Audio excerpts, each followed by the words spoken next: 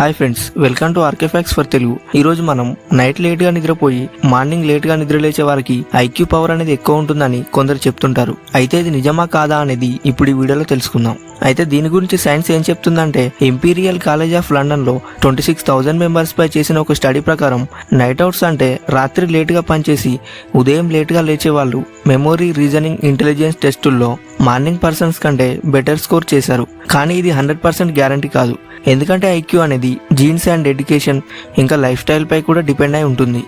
అయితే night owls creative types లా కనిపిస్తారు. ఇంకా ఆర్టిస్టులు, రైటర్స్ లాంటి వాళ్ళు ఎక్కువగా రాత్రుల్లో పనిచేస్తారు. ఇంకా లేట్ గా నిద్రపోవడం వల్ల కొన్ని డౌన్ సైడ్స్ కూడా ఉన్నాయి. ఎందుకంటే తక్కువ నిద్ర వల్ల ఫోకస్ అనేది తగ్గుతుంది, సో మూడ్ స్వింగ్స్ అనేవి కూడా వస్తాయి. అలాగే లాంగ్ టర్మ్ లో డిప్రెషన్ అండ్ హెల్త్ ఇష్యూస్ కూడా రావచ్చు. ఇంకా సైన్స్ ఏం చెప్తుందంటే 7 నుంచి 8 గంటల నిద్ర అనేది ఒక మనిషికి ఖచ్చితంగా ఉండాలి. ఇంకా నైట్ లేట్ గా పడుకున్నా కానీ మార్నింగ్ లేట్ గా లేచి ఆ నిద్రని కవర్ చేయాలి. ఎందుకంటే తక్కువ నిద్ర వల్ల కాగ్నిటివ్ పవర్ కూడా చాలా వరకు డౌన్ అవుతుంది. అంటే మన ఐక్యూ స్కోర్ అనేది డ్రాప్ అయ్యే ఛాన్స్ ఉంటుంది.